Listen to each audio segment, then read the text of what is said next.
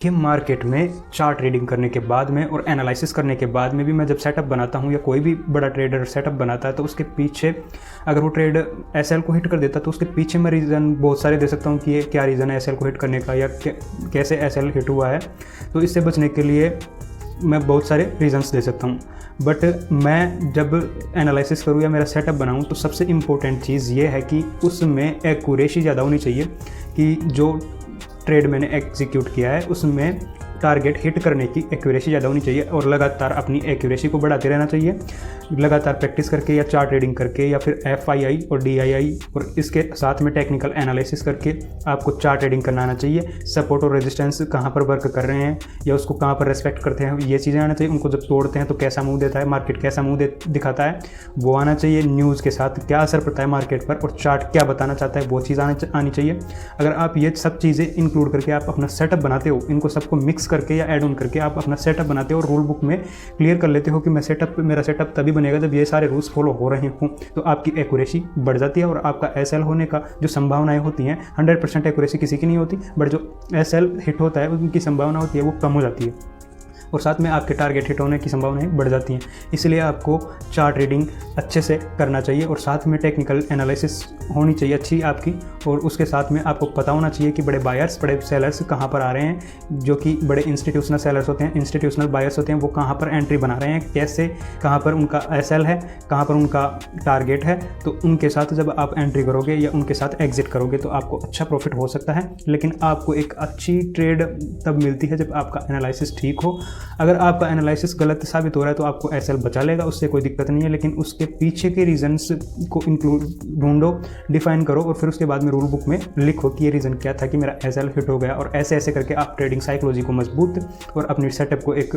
Strong setup बना सकते हो और उसके साथ में पॉजिटिव ट्रेड आपके बढ़ जाएंगे जबकि एसएल बहुत कम हिट होंगे और ऐसे करके आप प्रॉफिटेबल ट्रेडर बन सकते हो। तो आज हम चार्ट ट्रेडिंग करते हैं, देखते हैं एसएल कहाँ पर लगाना चाहिए और स्टॉप लॉस कहाँ, जो रेजिस्टेंस है वो कहाँ पर होता है, रेजिस्टेंस सपोर्ट कैसे बनता है, कैसे ड्रॉ करते हैं और उनको मार्केट या चार्ट कैसे फॉलो करता है, उनको कैसे मार्केट या चार्ट जो उनकी रेस्पेक्ट करता है, और साथ में बड़े बड़े जो एफआईआई और डीआईआई एंटर कहाँ पर करते हैं और लिक्विडिटी स्वैप क्या होती है, लिक्विडिटी स्वैप के बाद में मार्केट का कैसा मूव होता है। बट बिग मूव को कैप्चर करने के लिए हमें क्या क्या चीज़ें देखनी पड़ती हैं। तो आज सीखते हैं सपोर्ट और रेजिस्टेंस के साथ चार्ट ट्रेडिंग। जब हम मार्केट में देखते हैं तो ये देखो डाउन ट्रेंड चल रहा है, ये यहाँ से डाउन ट्रेंड है, डाउन ट्रेंड शो कर रहा है। ये अच्छी वेव मिल रही है, फिर इसके बाद में पुल बैक, फिर ये अच्छी वेव मिल रही है, फिर इसके बाद में पुल बैक, फिर ये अच्छी वेव मिल रही है, फिर उसके बाद में पुल बैक, फिर इतना पुल बैक ठीक से नहीं दे पा रहा, फिर अच्छी वेव मिल रही है, फिर पुल बैक और फिर ये थोड़ा सा साइडवेज होने की कोशिश करता है या फिर मार्केट थोड़ा सा साइडवेज होता है और फिर उसके बाद में पुल बैक, फिर उसके बाद में एक अच्छी वेव डाउन ट्रेंड में देता है। डाउन ट्रेंड में जब भी मार्केट चलता है तो उसमें क्या होता है कि जितनी भी कैंडल्स है वो बड़ी बड़ी फॉर्म होती है, जबकि जितना हिंड्रेंस या जितना मूव डाउन ट्रेंड में मिलता है उतना मूव अप ट्रेंड में नहीं मिल पाता। मतलब अप ट्रेंड में जितना मूव मिलता है उससे कहीं ज़्यादा डाउन ट्रेंड में मूव मिलता है। डाउन ट्रेंड की कैंडल या डाउन ट्रेंड का एक साथ जो भी मूव है, आज ये एक्सपायरी के दिन का जो ये मूव है ये हम शो कर सकते हैं, हम देख सकते हैं। फॉर एग्जांपल ये एक्सपायरी का दिन का मूव है, ये एक्सपायरी के दिन का मूव है। इसको हम समझेंगे इस प्रकार से कि ये जितना भी है यहाँ से कैंडल स्टार्ट हुई थी, स्टार कैंडल बनाकर ग्रीन कैंडल अच्छे से देख के, बड़ी बड़ी ग्रीन कैंडल देख के, और फिर बाद में ये यहाँ पर क्या होता है, मतलब यहाँ पर फॉर्म हो रहा है, लिक्विडिटी फॉर्म हो रही है। ये ट्रैपिंग सिस्टम बनता है, यहाँ पे ट्रैप किया जाता है, जो भी बायर्स हैं उनको ट्रैप किया जाता है। बायर्स को ट्रैप करके उनको लगता है ये कैंडल देखो, उनको लगता है कि मार्केट अपर साइड में मूव देगा और बिल्कुल स्ट्रॉन्ग मूव पोजीशन या सेटअप बन रहा होता है। फिर अचानक से सेलर्स स्ट्रॉन्ग होते हैं और सेलर्स मार्केट को नीचे लेके आते हैं। हमें ध्यान रखना चाहिए कि सेलर्स मार्केट को नीचे लाने का काम करते हैं, जबकि बायर्स स्ट्रॉन्ग होने पर मार्केट को अपर साइड मूव देते हैं, अच्छा मूव। फॉर एग्जांपल मार्केट जब भी गैप अप या फिर गैप डाउन होता है या फिर उसमें जैसे ही 9:15 की कैंडल बनती है, 9:15 के बाद कैंडल बनती है, वो एक स्ट्रॉन्ग कैंडल होती है। उसमें मार्केट को समझ में नहीं आता मैं कि भाई किधर मूव देगा या कि कैसे। जब भी कोई कैंडल फॉर्म हो उसके बाद में एक या दो कैंडल फॉर्म होने पर ही मार्केट के मूव का पता लगाया जाता है, लेकिन मार्केट शुरुआत की एक कैंडल बड़ी देता है। फॉर एग्जाम्पल ये कैंडल बड़ी है, फिर उसके बाद में मूव बहुत कम दे पाता है, फिर उसके बाद में बिल्कुल रैंक कर चल रहा होता है। फॉर देख लो ये रैंक कर मार्केट चल रहा है, ये मूव रैंक कर देने की कोशिश कर रहा है और इसमें कहाँ पर एंट्री ले कैसे ले पता नहीं चल पाता। तो हम सीधा सा काम करते हैं कि सपोर्ट और रेजिस्टेंस ड्रॉ कर लेते हैं। सपोर्ट और रेजिस्टेंस फॉर एग्जांपल इसका सपोर्ट, ये स्ट्रॉन्ग सपोर्ट हो गया, ये स्ट्रॉन्ग सपोर्ट है। स्ट्रॉन्ग सपोर्ट के बाद में या फिर इसको बोल सकते हैं सिग्निफिकेंट सपोर्ट है ये। फिर सिग्निफिकेंट सपोर्ट के बाद में फिर लेस इंपॉर्टेंट सपोर्ट बनता है। लेस इंपॉर्टेंट सपोर्ट बनता है उसमें मतलब ये जब भी मार्केट यहाँ से फिर टैप इन करके फिर वापस मूव दे रहा है, फिर यहाँ पे टैप इन करके फिर वापस मूव दे रहा है, ये फॉल्स ब्रेकआउट है। और ये है जो ये लिक्विडिटी स्वैप बन रही है, लिक्विडिटी स्वैप बन रही है, यहाँ पे बायर्स को ट्रैप किया जाता है। या मतलब जब भी लिक्विडिटी स्वैप किस टाइप की बनती है वो अकॉर्डिंग टू बनती है कि बायर्स हैं या सेलर्स मार्केट में। इंस्टीट्यूशनल जितना भी इंस्टीट्यूट हैं उसमें मार्केट में बिल्कुल मूव ऐसा लगता है कि ये फॉर एग्जाम्पल ये बड़ी कैंडल बनी, फिर बड़ी कैंडल के बाद में कन्फर्म था कि यहाँ से मार्केट सीधा नीचे जाएगा, लेकिन यहाँ पे बायर्स को ट्रैप, सेलर्स को ट्रैप किया गया और बाद में एक अच्छा ठीक सा मूव देके अपर साइड में मार्केट का मूव हो गया। तो ये समझ सकते हैं मार्केट से कि जब भी कैप डाउन मार्केट चलता है तो उसमें मूव बहुत अच्छा मिलता है या वेव अच्छी मिलती है, और ये कैप अप में चलते हैं या फिर जब भी मार्केट का मूव पॉजिटिव डायरेक्शन में रहता है तो या बुलिश मार्केट होता है तो उसमें मूव बहुत कम मिलती है। ग्रीन कैंडल बहुत बड़ी बहुत कम देखने को मिलती है, जबकि रेड कैंडल बहुत अच्छे से फॉर्म होती है। और इस प्रकार से ये यहाँ पर क्या हो रहा है कि यहाँ तक मार्केट बुलिश चल रहा है, फिर बुलिश के बाद में मार्केट शो करवाता है, या मतलब जितने भी रिटेलर्स हैं उनको ये शो करवाने की कोशिश करता है कि मार्केट नीचे जाएगा।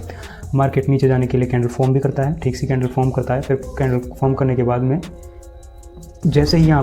पे रिटेलर्स का एसएल हिट करवा के एक अच्छा डायरेक्शन में मूव देता है मार्केट, और ऐसे ही यहाँ पर लिक्विडिटी ग्रैब की मार्केट ने या फिर इक्वल हाइज बनाया, जो लिक्विडिटी बोल सकते हैं इसको। फिर इसके बाद में क्या होता है, एक अच्छा सा स्टार कैंडल बन रही है, बहुत अच्छी स्टार कैंडल बन रही है। फिर यहाँ पे एसएल हिट करवा दिया मार्केट ने, यहाँ पर रिटेलर्स को खूब रुलाया है, एक अच्छी ग्रीन कैंडल बन रही है। फिर वहाँ पे एक स्पाइक छोड़ के मार्केट ने फिर रिटेलर्स को एसएल हिट करवाने की कोशिश की। सबके रिटेलर्स के यहाँ पे जो जितने भी बायर्स हैं उनके एसएल यहाँ पर हैं, सबके एसएल्स हिट हो गए। सबके एसएल हिट करवाकर मार्केट एक डाउन ट्रेंड में चला जाता है और बियरिश मार्केट मूव देने की कोशिश करता है और एक साथ ग्रीन रेड कैंडल्स फॉर्म करता है और मार्केट सीधा नीचे आता है। ये एक्सपायरी के दिन का मूव है, लेकिन हमें समझना चाहिए कि मार्केट जब भी ऐसी फॉल्स कैंडल क्रिएट करे तो हमें थोड़ा सतर्क होना चाहिए और उसमें एसएल लगा के चलना चाहिए। माइंड में भी लगा रखे हो तो उसका इंतजार नहीं करना चाहिए कि ये वापस पॉजिटिव दिखाएगा या मैं फिर उसके बाद में एग्जिट करूँ। ऐसा नहीं सोचना है हमें, सिर्फ जितना हमने सोच रखा है 2% 3% जितना भी एसएल सोच रखा है उस पर हमें एग्जिट होना ही पड़ेगा, या फिर आप हाफ क्वांटिटी को एग्जिट कर सकते हो। जितनी भी आपने क्वांटिटी ले रखी है, फॉर एग्जांपल 2 लोट ले रखे हैं तो आप 1 लोट से एग्जिट हो जाओ। अगर आपको स्ट्रॉन्ग मूव 100% प्रेडिक्शन कोई नहीं कर सकता। मैं बताना चाहता हूँ कि जितने भी बड़े बड़े इन्वेस्टर्स हैं वो भी 100% मूव का पता नहीं लगा सकते, वो भी ऐसे लगा के रखते हैं, वो भी ऐसे से ही पॉजिटिव ट्रेडर बने हैं वो भी। अब इसमें देख लो, ये जो लिक्विडिटी स्वैप्स है, ये लिक्विडिटी ग्रैब की है मार्केट ने, ये जितनी भी लिक्विडिटी है यहाँ पे, ये लिक्विडिटी फ्यूल का काम करती है मार्केट के लिए। यहाँ पर क्या शो कर रहा है मेंटलिटी तरीके से देखी जाए तो मार्केट अच्छे से स्टार कैंडल दे रखा है। स्टार कैंडल देने पर जब बायर्स हैं, जो रिटेलर्स है, वो मार्केट का सेटअप उनको इतना अच्छे तरीके से पता नहीं होता। वो सोचते हैं कि मार्केट देखो ये अपर साइड में जाएगा, और अपर साइड में जैसे ही ये बाइंग क्रिएट करता है मार्केट में सेलिंग कब होगी, जब कोई खरीदने वाला होगा, जब कोई बाय करने वाला होगा तभी तो सेलिंग होगी। तो सेलिंग जो जितने भी इंस्टीट्यूशनल्स हैं वो इसका फ़ायदा उठाते हैं कि मतलब जब जितने भी रिटेलर्स हैं उनको ट्रैप करने का काम करते हैं, और रिटेलर्स में हम सब आते हैं क्योंकि हमारे पास इतना फंड नहीं होता कि हम मतलब एक प्रोफेशनल तरीके से मार्केट में थोड़ा सा हिंड्रेंस ला सके या अपने अकॉर्डिंग कैंडल्स बना सके। तो क्या करेंगे, वो जितनी फॉर एग्जाम्पल उनके पास 50,000 लोड्स हैं वो सेल करना चाहते हैं, तो फिर वो क्रिएट करेंगे मार्केट में कि बाइंग प्रेशर बनाएंगे या बाइंग क्रिएट करेंगे। तो जैसे ही बाइंग यहाँ पर क्रिएट हो रही है, फॉर एग्जांपल यहाँ पर क्रिएट हो रही है बाइंग, तो जितने भी बायर्स हैं उनको ये पता है कि ये स्ट्रॉन्ग मूव है, तो हम क्यों ना यहाँ पे बाइंग बना ले अपनी, और वो बाय कर लेते हैं, पोजीशन बाय कर लेते हैं, यहाँ से पोजीशन बाय कर लेते हैं इसमें। जैसे ही पोजीशन बाय करते हैं तो उनका फिर उसके बाद में डाउन ट्रेंड में चलता है मार्केट थोड़ा सा, और फिर उनका एसएल हिट करा देता है, फिर बाइंग क्रिएट करता है, बाइंग सिचुएशंस क्रिएट करता है, फिर उनका एसएल हिट करा देता है। फिर लास्ट में क्या होता है कि मतलब बाइंग प्रेशर अच्छे तरीके से बन रहा है, और खरीदने वाला होगा तभी तो क्वांटिटी को बेचा जाएगा। तो इस वजह से हम समझ सकते हैं कि जितने भी खरीदार हैं, जितने भी बायर्स हैं वो यहाँ पर ट्रैप हो चुके हैं, और जो मार्केट में बड़े इंस्टीट्यूशनल इन्वेस्टर्स हैं वो यहाँ पे अपनी सेलिंग पोजीशन बना के रखते हैं, और वो सेल करके आपके साथ लगभग धोखा सा हो जाता है, या फिर आपके साथ एक बड़ा ट्रैप में फंस जाते हैं और मार्केट सीधा नीचे डाउन ट्रेंड में चला जाता है। ऐसे करके इंस्टीट्यूशनल या बड़े बड़े इन्वेस्टर्स कमाते हैं। और फिर इसके बाद में आप यहाँ पर देख सकते हो, यहाँ पर बाइंग प्रेशर क्रिएट किया गया, और फिर उसके बाद में एसएल हिट करवाया। यहाँ पे एसएल हिट होता है प्रेशर्स जितने भी हैं, जो रिटेलर्स हैं, छोटे इन्वेस्टर्स हैं, उनके माइंड के साथ खेला गया। फिर उसके बाद में एक बड़ा मूव लेते हैं, कौन, सेलर्स की पोजीशन स्ट्रॉन्ग करते हैं, मार्केट डायरेक्ट डाउन ट्रेंड में चला जाता है। ऐसे करके मार्केट को वो डाउन ट्रेंड में लाकर वो अच्छे से पैसा बनाते हैं। वो यहाँ पे सेल करेंगे, वो बाइंग प्रेशर जितना भी है उसको कम करेंगे, फिर सेलिंग करके जब उनका एस एल हिट हो जाता है तो वहाँ से बाइंग प्रेशर क्रिएट हो रहा है, वहाँ से सेलिंग क्रिएट हो रही है, जब तभी तो सेल करेंगे ना, तो फिर वो वहाँ से क्रिएट हो रहा है एस एल हिट होने पर, और या फिर अच्छा मूव दे रहे हैं तो मतलब एक बाइंग अच्छे से क्रिएट हो रही है तो वो एस एल आराम से कर लेंगे और सेलर से वो मार्केट को नीचे लाने की कोशिश करते हैं, सेलर से ही मार्केट नीचे आता है। देन हम देखेंगे कि ये रेजिस्टेंस है, ये सिग्निफिकेंट रेजिस्टेंस है, और हम इस प्रकार से भी समझ सकते हैं कि जब भी बाइंग और सेलिंग जब भी क्रिएट होती है वो सपोर्ट या रेजिस्टेंस पर ही होती है, तो हमें सपोर्ट और रेजिस्टेंस के मूव का बिल्कुल अच्छे से पता रखना चाहिए। फॉर एग्जांपल एक सिग्निफिकेंट रेजिस्टेंस है, फिर इसके बाद में ये आ गया सपोर्ट, ये आ गया सपोर्ट, फिर ये यहाँ तक, तो इसमें प्रीवियस मार्केट का सपोर्ट था, प्रीवियस मार्केट का रेजिस्टेंस था, फिर इसके बाद में ये यहाँ पे टैप इन करके फिर वापस डाउन ट्रेंड, फिर टैप इन करके फिर डाउन ट्रेंड, फिर एक अच्छा सा मूव देके रेजिस्टेंस को तोड़ के, फिर रेजिस्टेंस को तोड़ के एक अच्छा सा मूव देके फिर एक सुपर रेजिस्टेंस बनता है। सुपर रेजिस्टेंस के बाद में फिर मार्केट एक ही कैंडल के साथ पूरे रेजिस्टेंस को जितना भी ये सपोर्ट है या ये रेजिस्टेंस इसको तोड़कर एक अच्छे सिग्निफिकेंट रेजिस्टेंस के ऊपर टैप इन करता है। टैप इन करके फिर ये एक जो ये रेजिस्टेंस है, मेन रेजिस्टेंस, इसको फॉलो करता है, या इसको मतलब फॉलो करके फिर वापस टैप इन करके नीचे की तरफ आ जाता है और एक अच्छा मूव देके फिर गैप डाउन मूव मार्केट खुलता है। फिर गैप डाउन खुल के एक ही कैंडल इस जो ये पॉजिटिव या स्ट्रॉन्ग रेजिस्टेंस इसको तोड़ देता है, स्ट्रॉन्ग सपोर्ट है इसको तोड़ देता है, और फिर ऐसे करके मार्केट में कई सारे रेजिस्टेंस और कई सारे सपोर्ट बन रहे हैं, और सारे रेजिस्टेंस और सारे सपोर्टों को हमें पता होना ज़रूरी है। उसके लिए हम एक बड़े मूव के साथ तो हमें सपोर्ट और रेजिस्टेंस बिल्कुल क्लियरली दिखाई देंगे। फॉर एग्जांपल ये एक अच्छा सपोर्ट है, ये एक स्ट्रॉन्ग सपोर्ट है, तो ये एक स्ट्रॉन्ग सपोर्ट हुआ है और ये स्ट्रॉन्ग रेजिस्टेंस है, और इसके बाद में जितने भी मूव है वो पुल बैक के कारण रेजिस्टेंस और सपोर्ट बन रहे हैं, तो इसका हम ध्यान रखेंगे। ये पुल बैक के कारण रेजिस्टेंस और सपोर्ट बन रहे हैं, मार्केट का मूव रेगुलरली डाउन ट्रेंड चला रहा है, मार्केट का जितना भी मूव है वो रेगुलरली डाउन ट्रेंड चला रहा है, और यहाँ पे एक स्ट्रॉन्ग रेजिस्टेंस फॉर्म हो रहा है, यहाँ पे एक स्ट्रॉन्ग रेजिस्टेंस फॉर्म हो रहा है, तो ये स्ट्रॉन्ग रेजिस्टेंस पर अभी थोड़ा टाइम लगाएगा, मार्केट एक साथ मूव नहीं देगा, बट धीरे धीरे पहले तो डाउन ट्रेंड में जाएगा, फिर उसके बाद में अच्छा सा मूव देके झप से ये मार्केट इन जितने भी रेजिस्टेंस इनको तोड़ के ये सुपर रेजिस्टेंस के पास पहुंचेगा, फिर उसके बाद में फिर वापस टैप इन करके डाउन ट्रेंड में हो जाएगा। अब यहाँ पे देख लो एक अच्छी सी वेव मिल रही है अप ट्रेंड के लिए, एक अच्छी सी वेव मिल रही है, फिर उसके बाद में इसको तोड़ता है, ये लिक्विडिटी स्वीप बनाता है, ये लिक्विडिटी स्वीप बनाता है, फिर लिक्विडिटी स्वीप बनाने के बाद में मार्केट थोड़ा सा लिक्विडिटी देता है, ये लिक्विडिटी स्वीप हो गई, फिर इसको बार बार में तोड़ने की कोशिश करता है, लेकिन मार्केट का मूव तोड़ने का नहीं होता, फिर वापस अब डाउन ट्रेंड दे देता है, डाउन ट्रेंड देकर फिर ये जो सपोर्ट बन रहा है इसको फॉलो करता है, सपोर्ट की रेस्पेक्ट करता है मार्केट, ये जो भी सपोर्ट बन रहा है सपोर्ट की रेस्पेक्ट करता है। सपोर्ट और रेजिस्टेंस का बिल्कुल क्लियरली पता होना चाहिए हमें कि सपोर्ट और रेजिस्टेंस कहाँ बन रहे हैं। अगर सपोर्ट और रेजिस्टेंस क्लियर हैं तो हम अच्छे से 20 से 50 पॉइंट का मूव आराम से कैप्चर कर सकते हैं, और 20 से 50 पॉइंट का मूव ही आप कैप्चर करने की कोशिश करो। अगर आप ज़्यादा बड़ा मूव कैप्चर करने की कोशिश करोगे तो आप एकदम साइकोलॉजिकल तरीके से थोड़ा सा अनकॉन्शियसनेस या नर्वस हो जाओगे। इस वजह से आपको हमेशा एक छोटे छोटे प्रॉफिट मैक बनाना चाहिए और बैक टेस्ट रेगुलरली करना चाहिए। अगर आपको कोई सेटअप या एक स्ट्रॉन्ग सिचुएशंस मिल रही है मार्केट में कि स्ट्रॉन्ग कैंडलस्टिक पैटर्न मिल रहा है कि मैं इसके बाद ये स्ट्रॉन्ग सपोर्ट और रेजिस्टेंस मिल रहा है, तो उसके बाद में आप ये सोचते हो कि ये क्लियरली है कि इसको फॉलो करेगा, तो आप उसके लिए बैक टेस्ट ज़रूर करें। सिग्निफिकेंट सपोर्ट बनने के बाद मार्केट एक अच्छा मूव देता है, अच्छा मूव अपर साइड देकर ये मेजर सपोर्ट बन रहा है, फिर मेजर सपोर्ट को तोड़ता है, अगले दिन मार्केट गैप अप खुल के मेजर सपोर्ट को तोड़ देता है, फिर उसके बाद में एक अच्छा मूव देके जो लेस सिग्निफिकेंट रेजिस्टेंस है उसको फॉलो करता है मार्केट, उसको रेस्पेक्ट करता है, फिर यहाँ पे थोड़ा सा पुल बैक देख के थोड़ा सा मार्केट है वो थोड़ा अनसर्टेनिटी दिखा के और मार्केट इसको लेस सिग्निफिकेंट रेजिस्टेंस को टैप इन करके डायरेक्ट ये नीचे की तरफ मूव देता है और मेजर सपोर्ट को रेस्पेक्ट करता है। ऐसे हमें ध्यान रखना है कि मेजर सपोर्ट और मेजर रेजिस्टेंस, मेजर सपोर्ट कैसे मतलब 3 बार मार्केट इसको टैप इन किया, फिर इसके बाद में इसको टैप इन करके मार्केट जो मूव देता है अपर साइड में वो बुलिश ट्रेंड में चला जाता है मार्केट, और ये सिग्निफिकेंट लेस सिग्निफिकेंट रेजिस्टेंस इस वजह से है कि मार्केट इसको 3 बार तो यहाँ पे और यहाँ पे लगभग इससे ऊपर जा ही नहीं पा रहा है मार्केट, तो हम इसको एक लेस सिग्निफिकेंट रेजिस्टेंस मान लेंगे कि इसके ऊपर नहीं जा पाएगा, तो हम सोच लेंगे कि ये या तो थोड़ा सा बैक डाउन नीचे खुल के फिर आराम से एक अच्छा मूव देगा, जब भी ऊपर की साइड जाएगा तो एक अच्छा मूव देगा। यहाँ पर रिटेलर्स के साथ ट्रैप हुआ है क्योंकि वो जब बाइंग पोजीशन क्रिएट कर रहे थे एक अच्छा सा बाइंग प्रेशर बन रहा था, बाइंग एग्जीक्यूट करते ही मार्केट ने एसएल हिट करवाने की कोशिश की है, बार बार उनका एसएल हिट हुआ है और बाद में ये मार्केट एक अपसाइडेड ट्रेड में चलता है, बहुत देर तक अनसर्टेनिटी को फॉलो करके फिर बाद में मार्केट अपसाइड ट्रेंड में चलता है। और यहाँ पर जो भी सेलर्स हैं जो हिट हो गए उनका एसएल जैसे ही मार्केट नहीं चाहते हैं वो अपनी पोजीशन बनाते हैं, बट जबकि वो एसएल यहाँ पर हिट फिर लास्ट में एक अच्छा सा मूव देके फिर ये रेजिस्टेंस को जो भी रेजिस्टेंस है इसको मेजर सपोर्ट है और यहाँ पे ये रेजिस्टेंस बन रहा है, रेजिस्टेंस को फॉलो करके वापस नीचे आता है और एक लेस सिग्निफिकेंट सपोर्ट को फॉलो करता है, टैप इन करके फिर वापस से अपर साइड मूव देता है, या फिर यहाँ पर नॉर्मल सा एक अनसर्टेनिटी मार्केट में बनती है, फिर ये थोड़ा नॉर्मल सा मूव देके एक अच्छे पॉइंट कैप्चर करने को यहाँ पर भी मिलेंगे। और फिर इसके बाद में फिर रेजिस्टेंस को यहाँ तक रेजिस्टेंस बन रहा है मार्केट, इस मार्केट के लिए रेजिस्टेंस यहाँ तक बन रहा है, इसको फॉलो करता है मार्केट, फिर ये मेजर सपोर्ट बन जाता है, यहाँ तक रेजिस्टेंस का काम कर रहा है ये, फिर रेजिस्टेंस को फॉलो करके वापस टैप इन करता है लेस सिग्निफिकेंट सपोर्ट पर, फिर वापस से पुल बैक देख के और जो मेजर सपोर्ट है या रेजिस्टेंस है इसको टैप इन करके वापस से नीचे आता है। तो जब भी ये टैप इन करने की कोशिश करे तो इसके अपोजिट साइड में आपको डायरेक्शन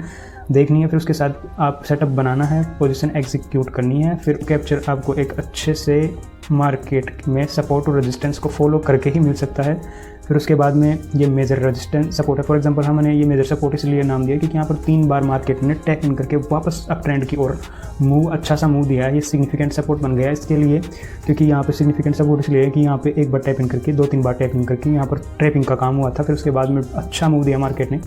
क्योंकि यहाँ पे जो बायर्स थे वो स्ट्रॉन्ग थे, बायर्स जैसे ही पोजीशन बनाते हैं उनका एसएल हिट करवा देता है मार्केट, और एक स्ट्रॉन्ग इन्वेस्टर्स इंस्टीट्यूशनल इन्वेस्टर्स आते हैं और वो मार्केट में एक अच्छा मूव क्रिएट करते हैं और वो अपनी पोजीशन बना के मूव कैप्चर करते हैं और निकल जाते हैं। फिर उसके बाद में ये रेजिस्टेंस है, ये रेजिस्टेंस यहाँ तक तो रेजिस्टेंस बन रहा है इस मार्केट के लिए, फॉर एग्जांपल ये इस मार्केट के लिए रेजिस्टेंस का फॉलो कर रहा है, फिर उसके बाद में ये मेजर सपोर्ट बन जाता है, अगले मार्केट के लिए मेजर सपोर्ट बन जाता है, दूसरे दिन गैप अप मार्केट खुलता है, फिर उसके बाद में अच्छा मूव देता है पर साइड, फिर अच्छा मूव देके फिर ये सपोर्ट है, अच्छा मूव देकर ये फिर पुल बैक देता है, पुल बैक देकर मेजर सपोर्ट को रेस्पेक्ट करता है, फॉलो करता है, फिर थोड़ा सा लिक्विडिटी बनाता है या फिर ये थोड़ा पुल बैक देने की कोशिश करता है। यहाँ पर जितने भी इन्वेस्टर्स हैं वो एक छोटा सा मूव कैप्चर कर सकते हैं और प्रॉफिट बना सकते हैं, फिर एक अच्छी मूव देता है, फिर मेजर रेजिस्टेंस को फॉलो करता है मार्केट, फिर उसके बाद में जैसे मेजर रेजिस्टेंस है ये हमें पता लग गया, ये यहाँ तक आने पर मेजर रेजिस्टेंस है, फिर उसके बाद में पता है कि ये लिक्विडिटी यहाँ पे लिक्विडिटी स्वीप हो रही है, ये लिक्विडिटी स्वीप हो रही है यहाँ पे, फिर लिक्विडिटी स्वीप जब होती है तब रिटेलर्स को ट्रैप किया जाता है, बड़े इन्वेस्टर्स आते हैं मार्केट में, वो अपनी पोजीशन बनाते हैं, वो सेलिंग करेंगे, यहाँ पर सेलिंग प्रेशर क्रिएट होगा और वो थोड़ा सा पुल बैक देख के यहाँ पर सेल करेंगे, उनका एसएल यहाँ पर हिट करवा देंगे, जहाँ जैसे ही वो एग्जिट होंगे तो रिटेलर्स हैं जो बड़े बड़े इंस्टीट्यूशनल इन्वेस्टर्स हैं वो अपनी पोजीशन यहाँ पर बना लेंगे और ये एक अच्छा मूव कैप्चर करेंगे वो। तो ऐसे हमें समझना है कि बड़े बड़े इन्वेस्टर्स कहाँ आते हैं और कैसे लिक्विडिटी स्वीप का फ़ायदा उठाते हैं, ये कैसे मार्केट में सपोर्ट और रेजिस्टेंस को फॉलो करके वो थोड़ा सा पुल बैक दे तब आपको एंट्री बनानी है और उनके साथ आपको प्रॉफिट लेके मार्केट से एग्जिट हो जाना है। बस इतना ही खेल है मार्केट में कि आप बार बार अपने सपोर्ट और रेजिस्टेंस बना रखे हैं उसको फॉलो करो और मार्केट में एक अच्छा प्रॉफिट बना के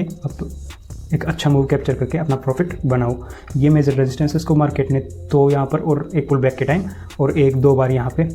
इसको फॉलो किया है, तो ये मेजर रेजिस्टेंस नाम दे देता हूँ मैं इसको। फिर अच्छे से मार्केट ठीक ठाक अनसर्टेनिटी बनी रहती है मार्केट में, इतना अच्छा मार्केट नहीं है लेकिन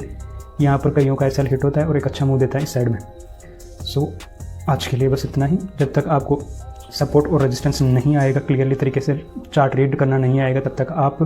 मार्केट में एक अच्छी पोजीशन क्रिएट नहीं कर सकते, अच्छा सेटअप नहीं बना सकते या अच्छे ट्रेड को एग्जीक्यूट नहीं कर सकते। आपका एसएल हिट हो सकता है और उसके बाद में अगर आप ये सब सीख जाते हो तो एक अच्छे प्रॉफिटेबल मूव की ओर आप डायरेक्ट होंगे या एक अच्छा प्रॉफिट बना सकते हो मार्केट में, अच्छा मूव कैप्चर कर सकते हो। इसलिए आपको ज़रूरी है सीखना major support, resistance, less significant resistance, liquidity swaps, liquidity gaps क्या चीज़ होती हैं, इनको सीखना ज़रूरी है। ये कैसे फॉलो करते हैं, यहाँ पर मेजर सपोर्ट को मार्केट ने 2, 3, 4, 5 बार फॉलो किया है, रेस्पेक्ट किया है मेजर सपोर्ट की। फिर उसके बाद में अप साइड में मार्केट ने अच्छे मूव दिए हैं, तो जब भी मार्केट यहाँ पे टैप इन करेगा तो आपको एक अच्छे से पोजीशन बना लेनी है, आपको ट्रेड एग्जीक्यूट करना है, एक अच्छा मूव कैप्चर करके। ये बड़ा वाला मूव कैप्चर करने को मिला, ये छोटा थोड़ा सा मूव कैप्चर करने को मिला, फिर ये मूव कैप्चर करने को मिला और ये मूव कैप्चर करने को मिला, फिर पुल बैक दिया, फिर वापस से अच्छा मूव कैप्चर करने को मिला। जब भी ये टैप इन करे तो आप छोटे से जितना भी पुल बैक देने से पहले आपको एग्जिट हो जाना है, फिर जैसे पुल बैक दे तो वहाँ पे आप एंट्री बनानी है, आपको ट्रेड एग्जीक्यूट करना है और एक अच्छे मूव का डायरेक्शन आपको जैसे ही मिलते ही आप एक अपनी पोजीशन बना लो और एक अच्छा मूव कैप्चर करने की कोशिश करो। आपको पता होना चाहिए रिटेलर्स कहाँ पे है, आपको पता होना चाहिए बड़े बड़े इंस्टीट्यूशनल इन्वेस्टर्स कहाँ पर हैं, वो सेलिंग कर रहे हैं, वो बाइंग कर रहे हैं, उसका ध्यान रखना चाहिए। आपको उनके अकॉर्डिंग उनकी स्ट्रेटजी को फॉलो करके आपको पैसा बनाना आना चाहिए।